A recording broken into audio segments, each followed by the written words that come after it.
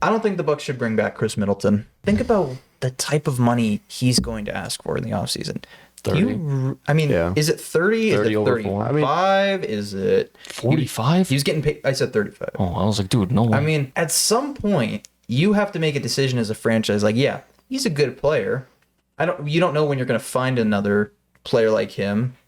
Just kind of like he's someone that they've been able to bring up through their system, and you want to hold on to a guy like that, but he's getting older. He's experienced injuries. He's slowing down clearly, and he's inconsistent. My problem with that is that kind of breaks down their championship window a little bit. Does. Like, why would Giannis want to stay if you're not going to pay a guy like his second option? Why would he want to stay? If you're on a championship team, there needs to be someone averaging 20. I think they have a Rudy Gobert in Utah problem where they need to pay him rather than like another team wouldn't pay him that much, but they kind of have to pay him that much because that's just the situation the team is in. Drew Holiday's your second scoring option. That's not a recipe. Never. No, I know that, but I just don't think it's a long like. Look at the Milwaukee Bucks team, the roster constructed as is right now. Do you think that team is beating?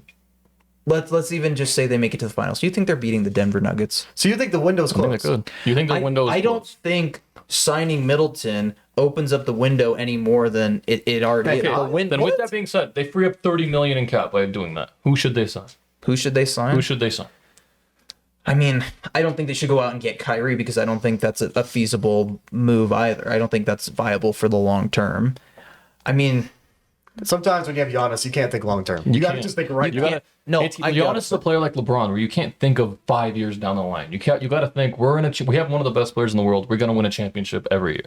So why don't you try to restructure the team a little bit instead of trying to centralize on these 2 scorers, maybe 3 with Holiday? You try to build a team similar to what they had in 2020, where you have you have 2 guys, Giannis and Holiday, Holiday's going to be his second option, but not really a true second option. And then you have a supporting cast around him, shooters, different guys who can catch the ball off of back cuts. And I mean, Giannis has improved as a playmaker since 2022. I think in today's NBA, you don't win a 2020, championship with Drew well. Holiday being your second best player. Yeah, wait. So why do you think they should go more in a direction of 2020 versus 2021 when 2020 you could literally build a wall and you just stopped Giannis? But you can't do that. The well will dry up with shooters eventually, Cam. You can't rely on Giannis has shooters become a better forever. playmaker. You can't rely on shooters forever to make all their shots. You can't. You're right, but you just still won't have happen. Giannis. I mean, we're acting like Giannis doesn't exist. I build the wall and you let all the shooters beat you, and if they beat you, they beat you. For half of the playoff run, Middleton was the Batman. That's what the media said. It's not even crazy. And Media always wants to create a narrative. In 2021, we can also acknowledge that if the Nets were healthy, they're beating the Bucks that year. because that was a super team. Yeah. And that there was also certain aspects where if Trae Young doesn't get hurt, you don't know what happens next. The referee doesn't hurt Trae Young. I mean, I know you've thought about that too. So you look at that Bucks team in 2021, they're not exactly this stacked, surefire championship team. There's a lot that had to go their way in the playoffs. Do I think they're still a good team? Yeah, I don't think it was like a Mickey Mouse run or whatever you want to call it. But I just don't think that signing a guy coming off a major injury who has proven to be inconsistent, who's going to continue to decline as he gets older, for $35 million a year is a viable move for the long term. And I don't even know if they are even more of a championship contender this year if they re-sign him as opposed to going out and getting several other guys like a Dante DiVincenzo or other guys that can fill certain spots on the roster. All right. So you want the shooters around Giannis to be Drew Holiday, Dante DiVincenzo, who's at the 3? Oh wait, no. I mean, we also Allen. have Pat Connaughton, Grayson Allen, he's Brooke good. Lopez, Bobby Portis, all guys who shot, I think, close to 40% from 3. It doesn't matter. I'm not scared of that team. I'm a Hawks fan. And I'm not scared of that team. I'm sorry, Cam. Cam, let's get to the point. Who do you have them signing this offseason? What did you say? Personally, I think they should prioritize re-signing Lopez over Middleton. Okay. Because I think Lopez was their second best player this year. All right, Corby, who did you have? I Middleton. I can't stand. Okay. We can have the conversation. Like, I can't stand Brooke Lopez, and he's so overrated. I'm sorry. It's not even crazy. And when he's a Laker, I'm gonna hate him. All right. He was a Laker. When he's a Laker again. Okay. When he's a Laker that can shoot, he was not shooting at that time. He was not. Okay, but was he or was he not their second best player this year? No. How is he not? Because Middleton was good. I mean, Middleton was hurt for the majority of the year. So if you just want to say overall, then I'm saying who contributed second most to this. Jrue Holiday. I guess Jrue Holiday. In the regular season, Brook Lopez, sure. Once you get to the playoffs, just switch. Yeah. They played 5 games. They played 5 games in the playoffs. He's not wrong. Damn. Yeah, 20%. And Jimmy Butler dropped which 50. I love Jrue Holiday, but Jimmy Butler had 57 on Jrue Holiday. So did KPJ. Well, shut up. I think that'll be fixed. You got to realize with Khris Middleton, their championship window can seem something, but now they have just maybe, they have a chance of having a decent coach. They had Mike Budenholzer, who, let's just be real. In the playoff series, he just wanted it to be over. He was grieving because I think his family lost. He didn't call a timeout with like 1 second left when it was a tie game about to be overtime. He had a timeout to advance the ball to win that game right there after already being up 10 with 6 minutes left. And he said, you know what, let's get this game over with, which is very weird because it was going into overtime. So why would that be the time to be lazy? I don't know. I think with a decent coach, Adrian Griffin, you have a chance at a bigger window because he's just not as stubborn. Mike Budenholzer is stubborn. I know. He was my coach. He is stubborn. I cannot stand the guy because he can get you wins. He can make Brook Lopez good in the regular season. And then come playoff time, just switch off. And then Brook Lopez is guarding Kyrie Irving in isolation. I just can't stand it. The guy only has a championship where he coached the finals against the coach of the year that year.